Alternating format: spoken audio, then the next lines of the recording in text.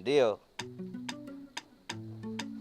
Ni kama nilivyokuambia, usiache kusoma Biblia, usiache kusali kila unapolala, unapoamka, kwa maana shetani yuko muda wote anatuwinda. Uncle. Hey. Nilikuwa naomba kutoka. Ndakucheki baadaye. Okay, haina shida.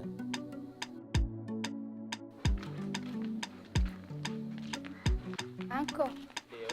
Nilikuwa nataka kwenda kwenye birthday ya rafiki yangu. Okay, haina shida uncle.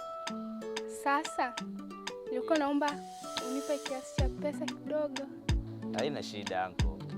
Sasa kwa vile unatoka, utatumia lile kule gari la mwisho kule, na kabla hujafika muamala utakuwa ushasoma. Nitakuwa nishakutumia. Sawa uncle, asante. Sawa, usijali. Bye. Haya, na wewe bye pia. Wasalimie marafiki zako. Sawa. Okay. Sawa.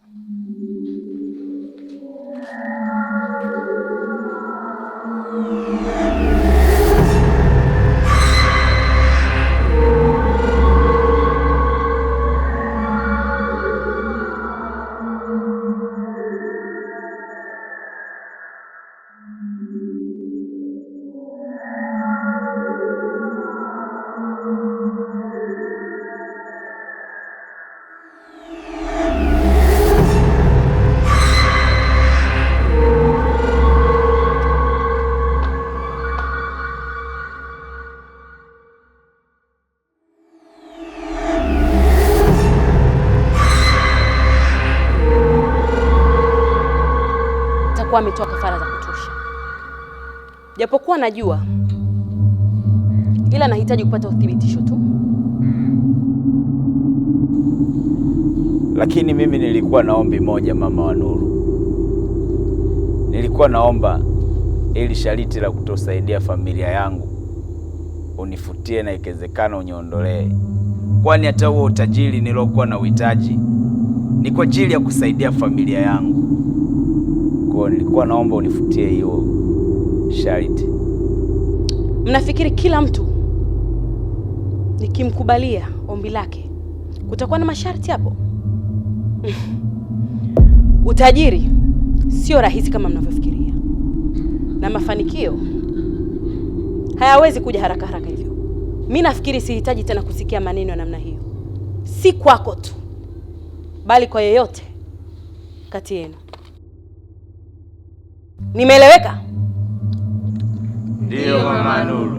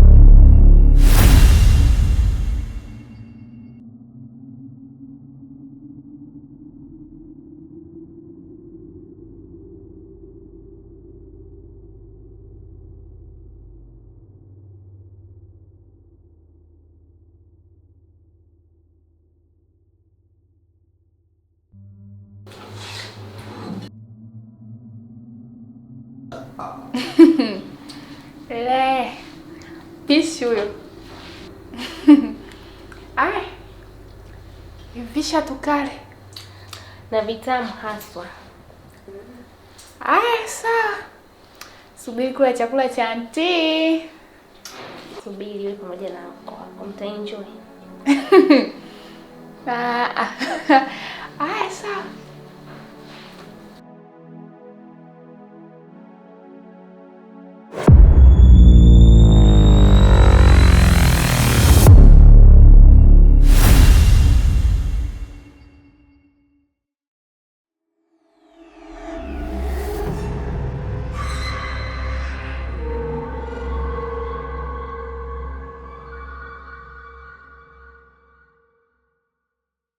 Karibuni chakula. Asante Mungu wangu kwa kubariki chakula hiki, kwa kutupa riziki hii ya leo. Naomba ukakifanye chakula hiki kikatupe nguvu ndani ya mwili wetu. Asante Mungu, kwa maana wewe ndo muweza wa kila kitu. Wewe ndo mtoa riziki kwa binadamu wote walio duniani. Asante Mungu wangu, na kushukuru. Amina. Kwa muonekano wa hiki chakula kinaonekana ni kitamu sana. Ilikuwa chakula kitamu. Sasa hapa niko kitamu, yani si chakula kitamu nini? Wali ambao umepikwa una mafuta au hizi mboga zake za majani alizotujazia sisi kama ng'ombe. Unajua wewe uchazoea kula kuku, juisi za matunda. Sasa leo umewekewa kinyama kimoja, umewekewa na mboga za majani, ndio maana unakuwa unajisikia vibaya kwenye kula. Anko, sikii chumvi nyingi kwenye chakula? Sisikii, labda mdomo wako.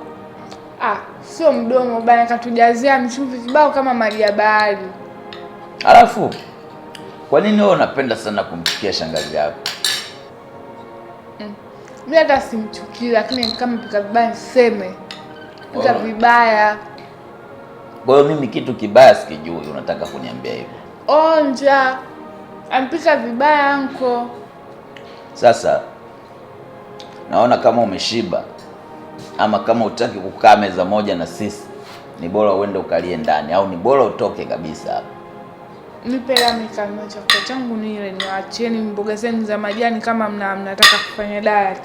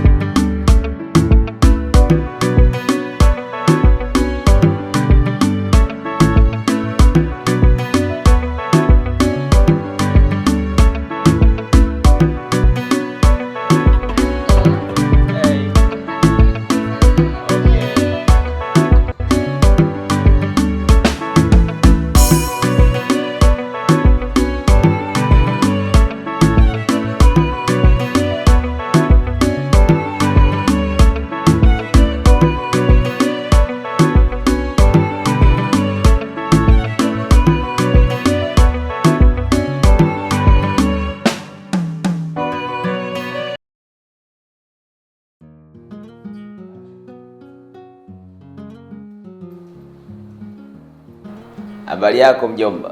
Salama, shikamoo. Maraba, mbona leo siku ya Jumapili na upo hapo? Hata kujiandaa kwenda kanisani sikuoni. Yaani anko bana, unajua kabisa mimi kanisani sio mambo yangu. Huo upasta wako wewe. Sawa anko, kanisani sio mambo yangu. Lakini Mungu ni wetu sote anko. Lakini Mungu si yupo popote. Hata nyumbani nasali. Ni kweli Mungu yuko popote.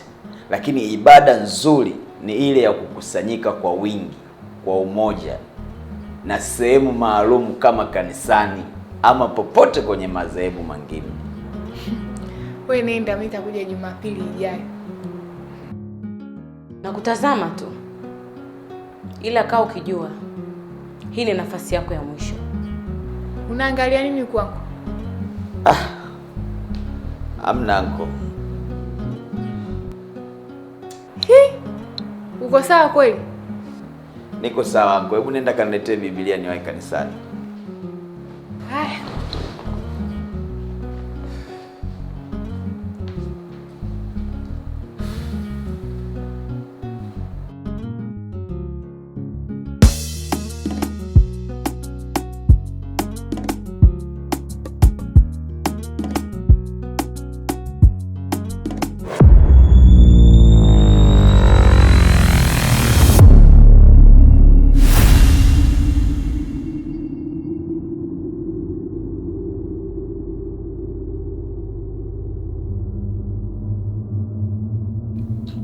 Wewe umeingiaje mundani na nimefunga mlango? Kwa taarifa yako, kama ukuja kuniroga, ujue mimi sirogeki. Na wewe kama ulogeki, mimi niliingiaje huko ndani?